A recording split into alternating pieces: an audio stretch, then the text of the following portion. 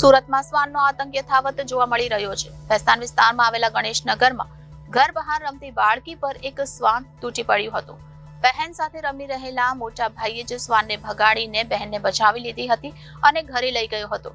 ત્યારબાદ બાળકીને લઈને માતા પિતા સિવિલ હોસ્પિટલ દોડી આવ્યા હતા। મળતી માહિતી પ્રમાણે ભેસ્તાન વિસ્તારમાં આવેલા ગણેશનગરમાં સૂરજ વર્મા પરિવાર સાથે રહે છે। એમ્બ્રોઇડરીના કારખાનામાં મશીન ચલાવી પરિવારનું ગુજરાન ચલાવે છે। પરિવારમાં એક દીકરો અને એક દીકરી છે। પરિવારની નાની દીકરી 6 વર્ષની અનુષ્કા છે। ગત રોજ સાંજે અનુષ્કા અને તેનો મોટો ભાઈ ઘરની બહાર રમી રહ્યા હતા ત્યારે અચાનક જ એક શ્વાન ધસી આવ્યું અને અનુષ્કાને પાછળના ભાગેથી પકડી લીધી હતી।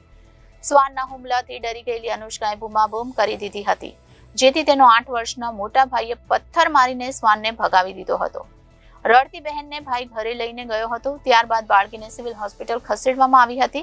સિવિલ હોસ્પિટલના બાળકીને દાખલ કરીને 4 થી 5 જેટલા ટાંકા લેવા પડ્યા હતા। હાલ તો બાળકીની હાલત સામાન્ય છે અને પરિવાર ઘરે લઈને જતું રહ્યું છે। आपका नाम क्या है? सूरज वर्मा। सूरज वर्मा। रहने का कहाँ पे है? हाँ जी, कहाँ पे रहते हो आप? गणेश नगर, राजस्थान गणेश नगर। आपकी बच्ची को कुत्ते ने कब काटा? शाम को 5 बजे। फिर कहाँ पे लेके आए? अभी से यहाँ लेके आए हैं। कितने साल की हुए? 6 साल। 6 साल। क्या करते थे? वो खेल रहे थे। खेल रहे। अब क्या काम करते?